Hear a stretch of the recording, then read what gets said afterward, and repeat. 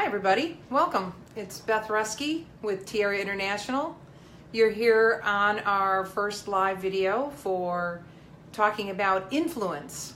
So we're going to let people join in these first few minutes, and so if you're joining already, terrific. If you're coming in now, you're joining the Tiara International live conversation about influence. So welcome everybody. And I think we're about to get started. We're waiting for Dr. Alison Miller, who's going to join me. Hi, Alison. Hi. Welcome. Welcome. Glad to be here with you. Yeah, it's good to talk to you. So welcome everybody. As I said, this is the Tiara International live conversation about how to grow your influence. I'm Elizabeth Ruske. I'm one of the managing partners with Tiara International, and joining me is my fellow managing partner, Dr. Alison Miller. Alison, I know you love this topic, so it's something that you just light up about when we talk about, so I can't wait for us to get into that part of the conversation. We have three intentions that we hope to leave you with today. The first is that we want to make sure you understand that every single person is influential. Every single person. And that actually means you. The second thing we want to leave you with is that influence is not a dirty word. That influence is actually a powerful word, and that influence can be used for good. And then the third thing we want to do is help you and leave you with some ideas and ways that you will, tactical ways and practical things that you can do to actually grow and expand in your influence. So those are the three things that we hope to leave you with today. We are going to be talking about that, Alison and myself, on the Tiara conversation, and it's all about influence. So let's start with a simple one, and that is, what is influence? And influence is all about, we'll use the word shape, how you shape relationships, how you shape an environment, how you shape a culture. You know, it's how you shape an outcome, and it's you have the opportunity to influence and shape the outcome. Influence is also a lot about choice. Now, some choices we make consciously and some we don't make consciously. So we're going to talk a little bit more about how influence can occur by accident sometimes and whether or not we mean it. So that's something else that we'll talk about in terms of influence. The other thing about influence is to set a ground, that we all are inspiring other people when we are being influential. Now, we can be influential and inspiring people to greatness, and we can be inspiring them to run away from us. So, I mean, influence can go in both directions. The other thing is that it's really not always positive. And we'll use this phrase a couple times on the conversation today, and that is, are you using your powers for good or for evil? And influence has that kind of polarization. So we want to make sure that, we'll really kind of bring that into the conversation too. There is a lot of influence in our lives, and there's a lot of things that come at us. And in today's world, technology is definitely something that influences us. But there are people in our lives that influence us every minute. And these might be people we know and people we don't know. I'm just going to rattle off a quick list. My business partners, my husband, my children, my family, the office, the co-suite office workers that we have, our clients influence us, coaches influence us, parents influence us. Influence, are you getting this degree, this 360-degree view of influence? You can't get away from influence.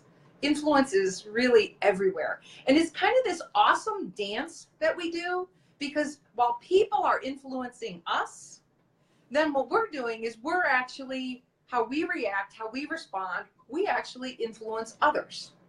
And I call it the awesome dance because it is a dance. How we interact with people, it's constantly changing and constantly moving. And if we think of it as an awesome dance, and you might want to think of ourselves as awesome dancers, that kind of goes with the show too. If you feel that way, you're constantly letting the good come in. And even when something doesn't come in positively from influence, you still get to move with it. You still get to flow with it. So those are some of the high levels that we want to talk about in terms of setting the stage for influence. The question we really do want to leave you with is, how do you differentiate between positive influence and influence that is not so positive? And Alison, that's where I'm going to bring you in here to talk about reactive and true influence. Right. We like to think of it that in any given moment, right, we're always being influential in some way when in connection to other people. We're leaving an imprint, right? We're having an impact, like waves moving through, like from us out to other people. And in any given moment, the question really is, what kind of influence am I having? And you said something earlier, Beth, that I think is really important, is that the word influence in a way has been co-opted for people to think it's about manipulation. How do I get people to do what I want and force outcomes? And I want to be very clear, that is not the definition of influence that we are using in any way.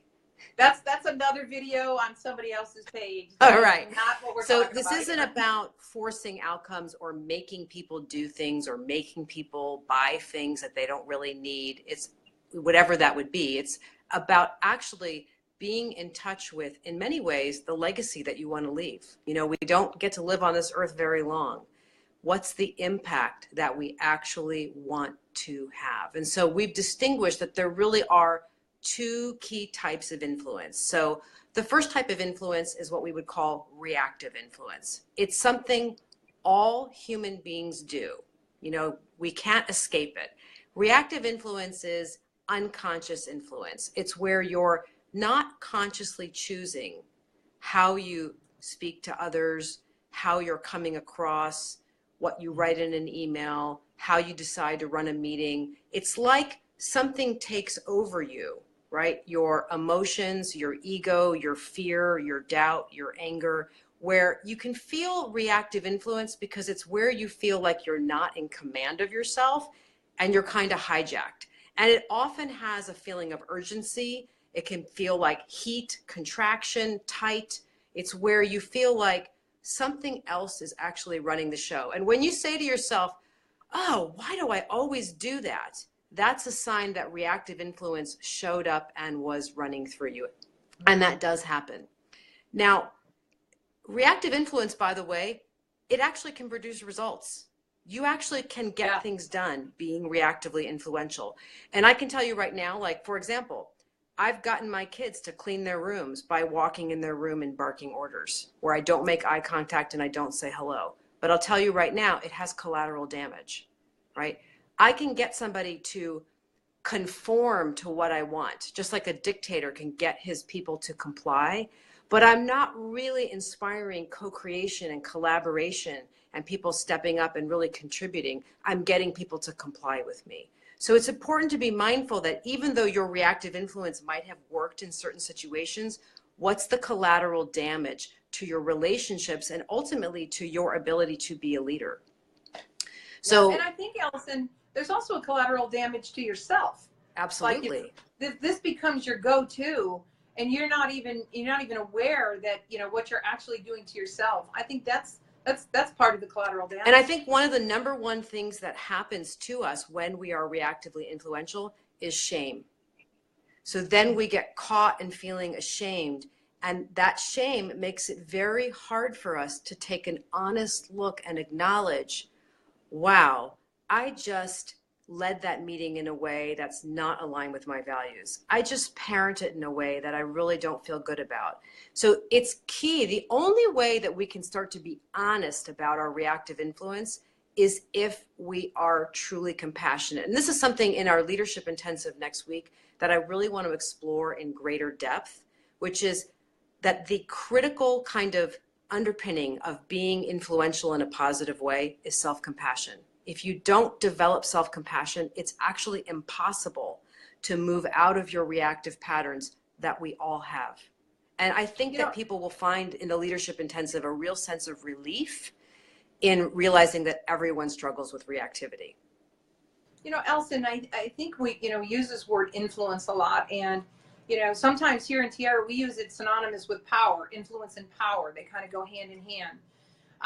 But when you say self-compassion, to me, it feels like now we're talking about something that's really soft. How is self-compassion powerful? I mean, I think it is the most powerful skill that a person can have, because when you begin to look at yourself and your own shortcomings and your own challenges and your own patterns and your own reactivity with compassion, with a recognition that, first of all, you're in pain, and that pain profoundly connects you to humanity. It's something that we all have in common. When we can be compassionate, we can look closely at what's really going on. And that's what gives us the access point to begin to change. So I'll give you a quick example. I have 2 teenage children. If you've raised teenage children, you know it's hard to be influential in the way you want all the time. Reactivity happens, right? I actually was thinking of making a t-shirt that's, that says reactivity happens, because it does. So one of the things I've learned to do is to be real gentle with myself and say, that wasn't a great parenting moment. You weren't in alignment with your values. You know what? It's okay. You're learning here. You've never done this before. And actually go back to my kids and say, hey, that was not great how I just parented you. Here's what I wish I had done differently. But the only way I can apologize to them is by first being compassionate for myself. And then I can be honest about how I really behaved, what were the causes, and begin to contemplate, how do I want to do it again in the future? And that's an incredible teaching moment for us as leaders. And, in the example you gave was the parenting example, but as parents to actually model what we want, but also as leaders. Hey, if you're just joining us now, just want to let you know, this is the Tiara International conversation about how to grow your influence in any situation in your life. And I'm Elizabeth Ruske, and my managing partner and cohort here, Dr. Alison Miller. We're in the middle of a really cool conversation. So, Alison, thanks for letting me just kind of butt right in there. Oh, great. We have new people joining us. It's great to see. I see some friends of mine from years ago on, and I really appreciate you being here. So just to distinguish, we just talked about there's 2 kinds of influence, 2 ways. If you imagine that we drop a rock in a pond and the water ripples out, what's rippling out of us? Well, one way we can be rippling out is through reactive influence, where we're unconscious, hijacked, we're not consciously choosing. Now, the other way of being influential, and this is an aspiration for all of us to continue to work towards, is to be what we would call truly influential. And true influence, we could also call it conscious influence. It's where you are actually connected to who you really are, to your values, to your inner commitment as a leader, as a spouse, as a parent, as a community member. This is connected to the legacy that you want to leave, to the inner commitment you have for the mark that you leave in the world, how people feel in your presence, that impact that you are having. Ripple. Yes, exactly. And I really do believe that true influence is not about becoming someone else. It's actually about being able to rest back in your true nature. Because what I know from coaching, that we've been coaching people for, seems like, 20 years now, a long time.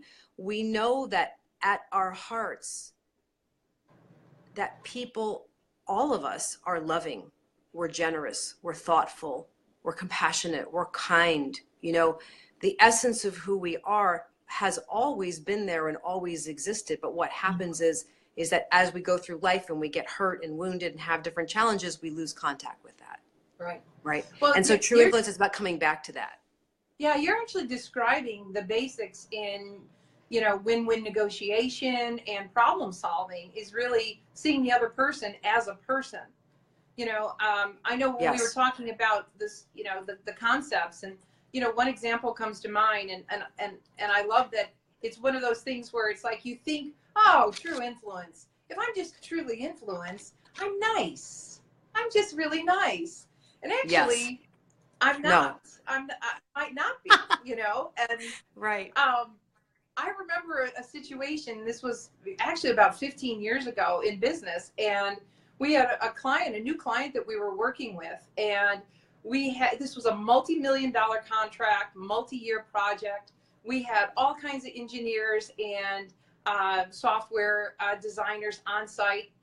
And the client and I had a good relationship, and he had signed an agreement, but he actually didn't have the authority to sign what he signed. And so now, as we were well into the program, I find out we have to actually renegotiate everything.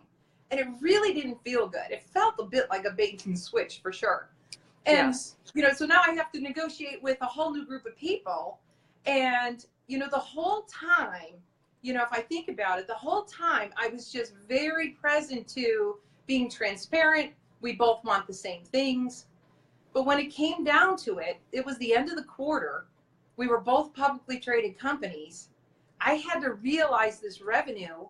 And if I didn't realize the revenue, not only was my job on the line, but a lot of people on my team. And I actually felt that fear and panic of, oh my God, people are going to lose their jobs because we had an agreement that now is falling apart. And I had to actually be tough and pull my people out because they missed the deadline for the agreement. We put our people back on a plane and sent them home. And, you know, it was one of the toughest things I think I ever did. I do know my team respected it. I think my boss thought I was gutsy, but maybe didn't respect it until he knew the outcome. But the client respected it too, and we got the deal done. Right. But that's influence that took a heck of a lot of courage.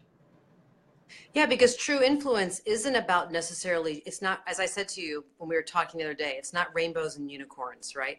It's not Right. always being nice or pretty. You might actually have to have a very firm conversation with somebody. Sometimes actually getting angry is what's called for because being kinder and nicer isn't breaking through.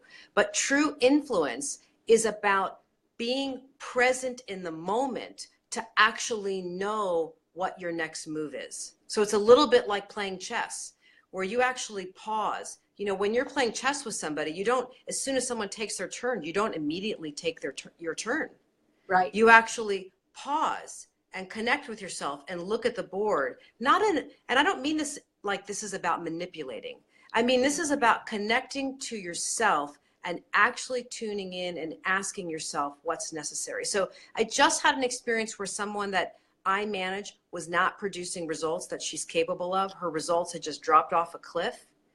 And I felt myself, the heat of reactive influence boiling up in me. And I wanted to call her up and say, what's going on? And why aren't you producing results? You know, of course I wouldn't do that, but I felt that drive bubbling up in me. And then I let myself think about her and what it must be like for her to not be producing the results that she's capable of. What's going on for her? And I really got myself into a much more compassionate place. And you know, from knowing me all these years, that compassion is a really core value for me. And once I felt like I could calm down my nervous system enough, I got on the phone with her from a place of compassion. And it was so fascinating because in that conversation, she distinguished what the breakdown was. And she's made changes, and all of a sudden she's producing results again. I don't think I would have been able to have that influence if I'd called her from that hot and bothered place. Yeah, clearly. You know, I think you're pointing to something that's really important is that, you know, we call it reactive influence for a reason. It's a complete, as you said, hijack. You're just going with it. You're reacting. It's probably not your best self. It's probably not your best thinking. You're really not creative in that space at all. Yeah. I mean, you're disconnected from your real power to have the impact that you want, you know, and the impact that you are capable of having is unknown to you. And it really is, if you do your work about getting clear about what it is that you value, what you stand for, what's your life about, you know, and one of the ways that you can get in touch with that is by actually just paying attention to how in your life you naturally feel inspired, what naturally inspires and moves you. That's pointing you to, those are the things that I want to live in. I want that to come through me. And we've got these systems here, right? We've got a central nervous system, we've got hormones and neurotransmitters and physical bodies that have all kinds of aches and pains. We might not have enough sleep. We might be dealing with a chronic illness, whatever it is. We have the reality of living in a physical body with a fight or flight system, in it. Yeah. Reactivity happens. It's part of us. And I think the greatest challenge of leadership is to learn how to work with the powerful forces that move through our system, so that we can take that energy and consciously use it, as opposed to having it use us, which is what happens when we're reactively influential. Well, you and I've been talking about this for a while. It's like I'm kind of a flame on person. Think of a light switch, right? So light switch goes on, light switch goes off. I right. do have that kind of reaction to most things. A lot of people, as you know, our business partners get nervous when they're like, you have no opinion here, Beth? Like, what's the deal, right? Right. But the thing I hear you saying, which actually gives me hope too, is that, it's not that I'm not going to have the reaction. I'm going to have the reaction. It's about what I do with the reaction. Yes. And whether or not I'm yes. using the reaction as an excuse to actually have bad behavior and be a jerk, or if I'm right. using and having the reaction and saying, wait a minute, how do I really want to be here? And what do I really right. want the outcome to be? Yes. Yes. Listen, every time somebody has resigned from a company in a space of anger or upset, every time somebody cuts somebody off in a relationship, right, where something is annihilated in some way, it started in moments of little bits of reactive influence. And then it escalated over time. So what's good news for all of us is that we have the power to intervene now, before we let our reactive influence escalate into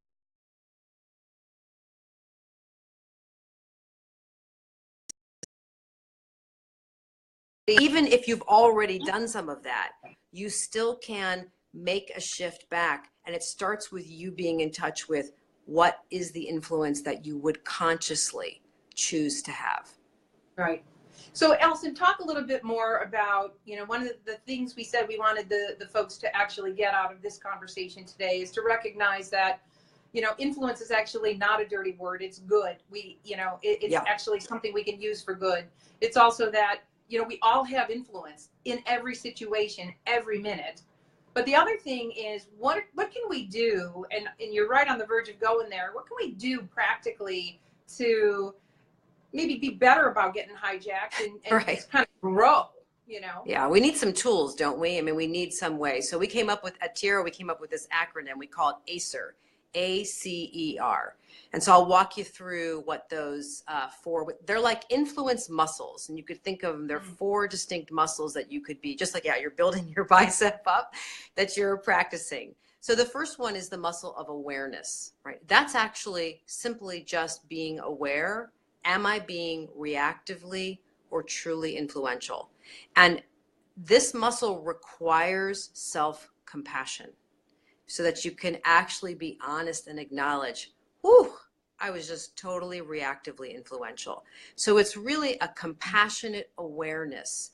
And so what I tell people is, it doesn't matter if you were aware a week later, 2 weeks later, whenever you catch yourself and realize, wow, that was reactive influence, then you can investigate that further. Maybe you want to apologize. Maybe there's something you want to shift, but it's good data for you. Okay. The second muscle, that's the muscle of choice.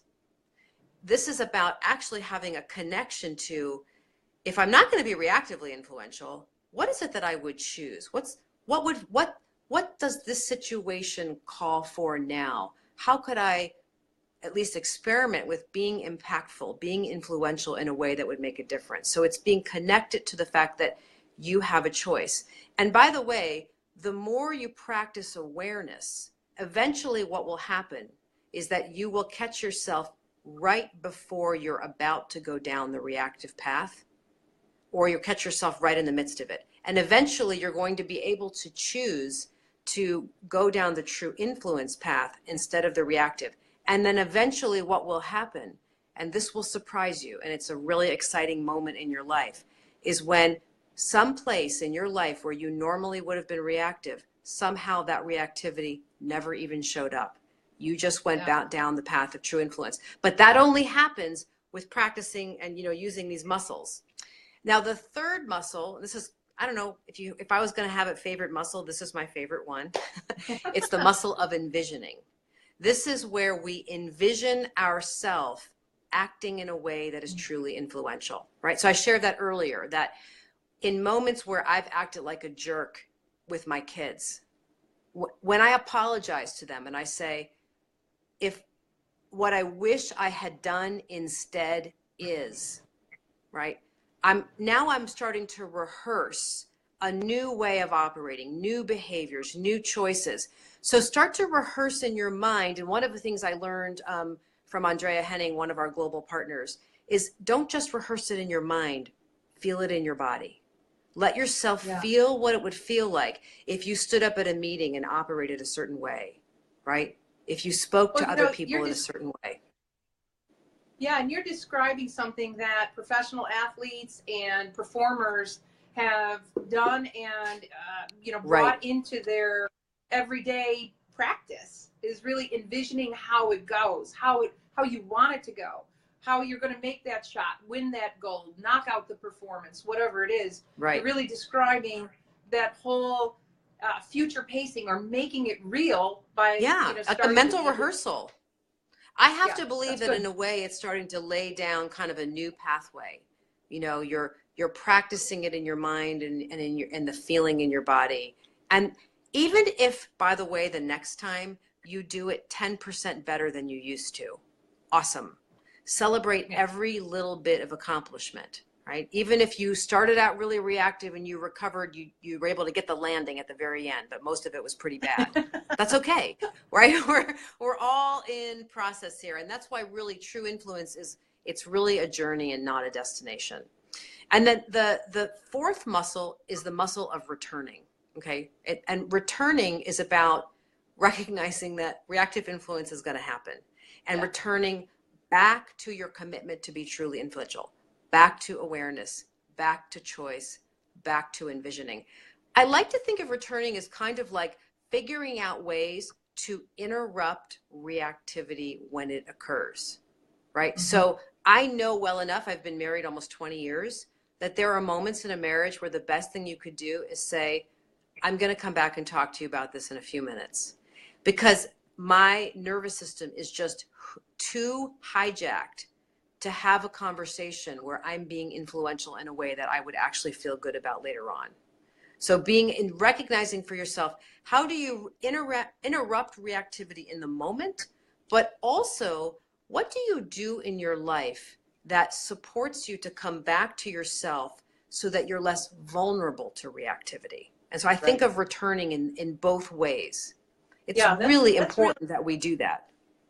Yeah, that really is great. And if I kind of like bottom line each of the ACER points, awareness, I mean, the word itself tells us what we need to do. But what I hear you saying is like a huge hand clap, when I'm aware, when I recognize it, that's goodness. So appreciate that and really be present to that. And don't be beating yourself up that you're still here again. You have an awareness now that you didn't have. So that's what I hear in awareness. In the choice, really owning. I hear ownership in that. Like really have to own, I have choice. I might not feel like I have choice, but I truly have choice. And it's only my choice, not what somebody else can do or not do to me. And the third thing, this envision, is so powerful, because I like how you even described how, like, practice it. Like even in your apology, your recognition, your choice, your apology, you're actually saying, no, here's how I had hoped it to go, and I'm sorry it didn't. So that's really powerful too. And I love this return, this close the loop, because we all know as human beings, everything is circular. I mean, it just keeps coming back. We have all this iterative learning day in and day out. We are influenced every minute in every way by almost everything around us. It's a question of how we actually use that to our own advantage. Yeah. So I really like those four, components, Alison. And it's simple. You can keep coming back to them again and again. You don't have to do them in that order. You could just in the moment say, do I have a different choice? Or if I could go back in a time machine, what would I do differently? And then let yourself envision that. And I think it's really important that we have a sense of humor along the way. We are going to mess up. We're going to be influential in all kinds of ways that we would not consciously in our right mind choose. But we're vulnerable human beings. We just are. We're vulnerable to reactivity. I'm really excited for our upcoming Leadership Intensive next Thursday, and we hope that you actually will join us in that, because I think this is a topic that has the power to truly transform your life and touch every area of your life, personally and professionally. And it really, in a way, reconnects you with your inner power, like your inner source of power, and what is going to be directed from you, this being that you are, out into the world. And not in a manipulative kind of way, but in a way that feels right and true and honorable to you, where you feel like you're yourself. And that's fundamentally what's so exciting about this conversation about influence. Is it's not about being someone else. It's about being who you really are, in a way, who you are at your essence. And that's a joy, to be around people who are operating from their essence, not from their reactivity. I mean, what a relief it is. That's part of the joy of being around people in Tiara. Yeah. Like you can operate from home base, from that heartfelt space. And it's such a relief. It's so joyful. And honestly, it's a lot easier to operate from that place. It's truly attractive too. I mean, in every sense of the word, as a leader, as, you're trying to inspire others to, do things, and, influence that is attractive it just makes it so much easier for everybody to, kind of get on board and see the vision. Yeah, I'll give kind of maybe, Beth, one last thing to think about is if you want to leave this Facebook Live and just start practicing it today, when you're out and about, if you go to the dry cleaners or you go to a coffee shop or you're getting your groceries or whatever you're doing, just the ordinary stuff of life, just be mindful of what's the influence you have at the checkout counter. How do you greet the person that asks to take your coffee order? What's the rock you're dropping in the pond? What influence did you have? And you can kind of play with that and explore that, maybe in places where the stakes aren't so high for you. I think that'd be a great kind of assignment for people as they left here. So I like. Yeah, right. I'm gonna do it too. So we hope that you'll actually like and follow Tiara International on Facebook and follow us. We're going to be doing more videos, and we're excited to be communicating with you.